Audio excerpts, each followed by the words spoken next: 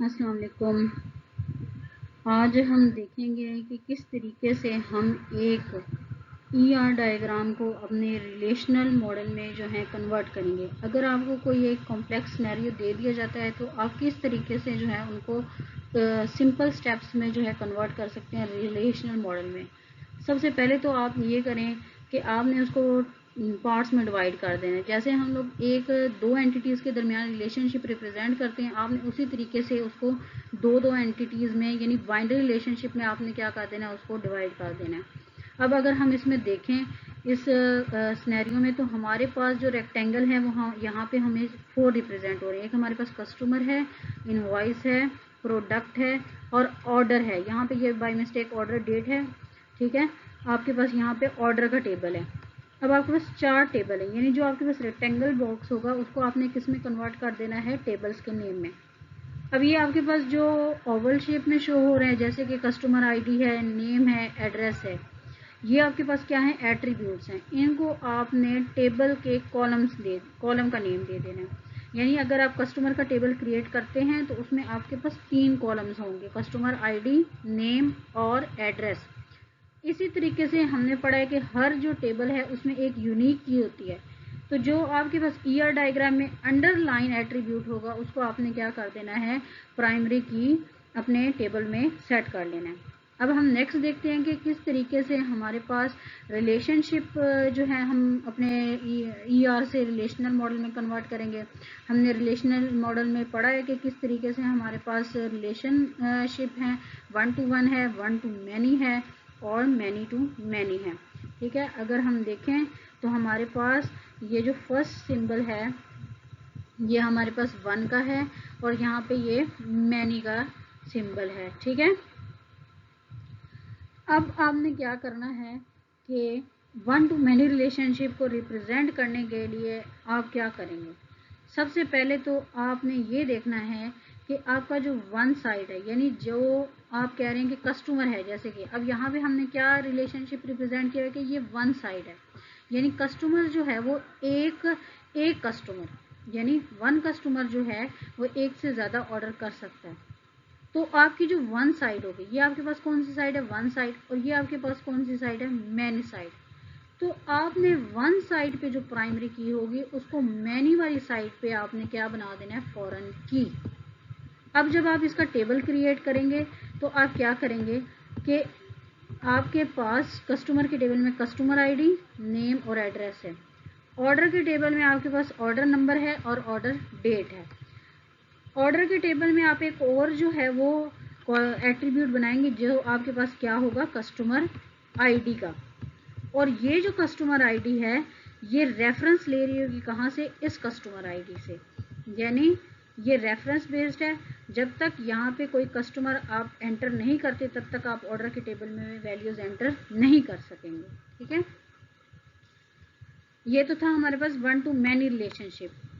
अब इसी तरीके से ऑर्डर डेट और इनवॉइस के दरमियान भी हमारे पास क्या है, 1 to many रिलेशनशिप है। अब 1 to many का मतलब क्या है कि आपने एक ऑर्डर जो है वो दिया है और उसके अगेंस्ट आपने क्या करना है, एक इनवॉइस जो है वो रेडी करना है। यानी एक ऑर्डर के अगेंस्ट आपके पास क्या है, बिल बना है एक इनवॉइस का, या एक से ज़्यादा इनवॉइस का भी आपके पास बन सकता है, ठीक है। क्योंकि ये रिलेशनशिप क्या है, 1 to many है। एक ऑर्डर में हो सकता है कि आपने क्या किया हो, एक से ज़्यादा ऑर्डर दिए हों, ठीक है। तो फिर आपने क्या करना है, अब इसमें आप क्या करेंगे, ये जो ऑर्डर नंबर है इसको आप इनवॉइस के टेबल में क्या करेंगे, फॉरेन की के तौर पर रेफरेंस देंगे। यानी इनवॉइस के टेबल में आपके पास एक तो इनवॉइस नंबर प्राइमरी की है, सेकंड आपने एक और यहाँ पे एट्रीब्यूट एंटर करना है और वो आपके पास क्या होगा, ऑर्डर नंबर का, ठीक है, जो कि रेफरेंस ले रहा है कहाँ से, आपके पास इस ऑर्डर की टेबल से। अब आपके पास मज़ीद दो यहाँ पे एंटिटीज़ रह गई, एक इनवॉइस और एक आपके पास प्रोडक्ट, ठीक है। इनके दरमियान आपके पास कौन सा रिलेशनशिप है, मैनी टू मैनी का। अब मैनी टू मैनी का मतलब क्या है कि जो आपका एक प्रोडक्ट है उसके अगेंस्ट आपके पास मैनी इनवॉइस हो सकते हैं, ठीक है।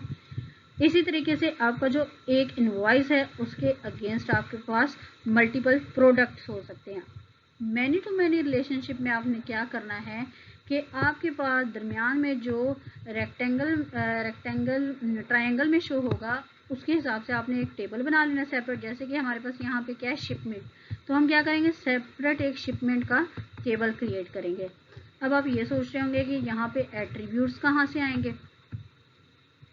एट्रीब्यूट आपने लेने हैं अपने इन दो एंटिटीज से, इनवॉइस से और प्रोडक्ट से। जो इनवॉइस की प्राइमरी की है इनवॉइस नंबर, एक तो आपके पास ये एट्रीब्यूट होगा इस टेबल का, ठीक है, इनवॉइस नंबर। और सेकंड एट्रीब्यूट आपके पास कहाँ से आएगा, सेकंड एट्रीब्यूट आपके पास प्रोडक्ट के टेबल से आएगा। जो प्रोडक्ट आईडी आपने यहाँ पे दी है वो आपने क्या कर देनी है, यहाँ पे एट्रीब्यूट के तौर पर ऐड कर देनी है। अब आपके पास शिपमेंट के टेबल में कितने कॉलम्स हैं, 2, इनवॉइस नंबर और प्रोडक्ट आईडी। तीसरा कॉलम आपके पास ये डिस्क्रिप्टिव है, ये शिप क्वांटिटी है, ये भी आपने क्या कर देना है, शिपमेंट के टेबल में ऐड कर देना है। अब हम इसमें प्राइमरी की क्या रखें, क्योंकि हमने कहा कि हर टेबल में क्या होती है, एक प्राइमरी की होती है। हम सबसे पहले देखते हैं कि हमने बात की है कि एक जो इनवॉइस है उसके अगेंस्ट हम मल्टीपल प्रोडक्ट ले सकते हैं। लेट्स सपोज हमारे पास इनवॉइस नंबर कौन सा है, 1, इनवॉइस नंबर 1, उसके अगेंस्ट हमने एक प्रोडक्ट खरीदा है, प्रोडक्ट 1, इनवॉइस 1, प्रोडक्ट 1। अब हम कह रहे हैं हमने कहा था कि एक इनवॉइस के अगेंस्ट, मतलब इनवॉइस नंबर तो वही रहेगा। अब हमारे पास इनवॉइस नंबर क्या है, 1 ही, लेकिन हम प्रोडक्ट एक से ज़्यादा ले सकते हैं। तो सपोज हम क्या प्रोडक्ट ले रहे हैं, P2, ठीक है। अगर हम देखें तो जो हमारा इनवॉइस नंबर है उसको हम प्राइमरी की नहीं रख सकते। क्यों, क्योंकि प्राइमरी की में हमने पढ़ा है कि हमारे पास रिपीट नहीं होता कोई भी रो। अगर हम यहाँ पे देखें तो हमारे पास I1 2 टाइम्स आ गया, इसका मतलब है हम इसको प्राइमरी की नहीं रख सकते, ठीक है। अब सेकंड हम देखें PID को, तो प्रोडक्ट का अगर हम देखें तो प्रोडक्ट में भी तो हमने कहा था कि हम एक प्रोडक्ट के अगेंस्ट एक से ज़्यादा इनवॉइस बना सकते हैं।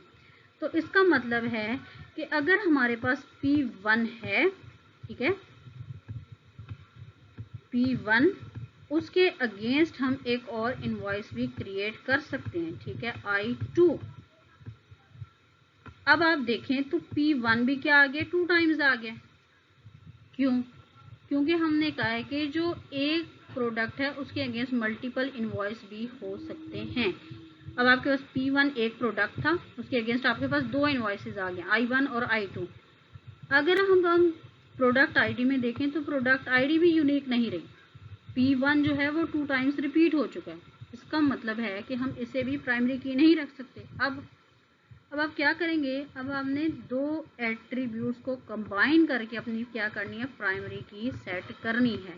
यानी मैनी टू मैनी रिलेशनशिप में आपने जो थर्ड को टेबल होगा उसमें आपने कंपोजिट प्राइमरी की जो है वो सेट करनी है, ठीक है। इसी तरीके से हमारे पास ऑर्डर डेट, यानी ऑर्डर के टेबल में और प्रोडक्ट के टेबल में, इनके दरमियान भी क्या है, मैनी टू मैनी रिलेशनशिप है। इसमें भी आप सेम इसी तरीके से आपके पास लाइन आइटम का क्या है, एक टेबल क्रिएट होगा, उसमें आपने कौन कौन से एट्रीब्यूट ऐड करने, ऑर्डर नंबर और प्रोडक्ट आईडी, ठीक है, और थर्ड आपके पास ऑर्डर क्वांटिटी। और फिर आप उस टेबल में यानी कि लाइन आइटम के टेबल में आपने कंपोजिट प्राइमरी की सेट करनी है, जो कि आपके पास क्या होगी, ऑर्डर नंबर और प्रोडक्ट आईडी, ठीक है।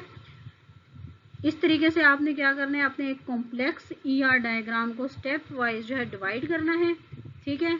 और उसमें से आपने चेक करना है कि आपके पास कौन कौन से रिलेशनशिप है, कौन कौन से एट्रीब्यूट्स हैं, ठीक है।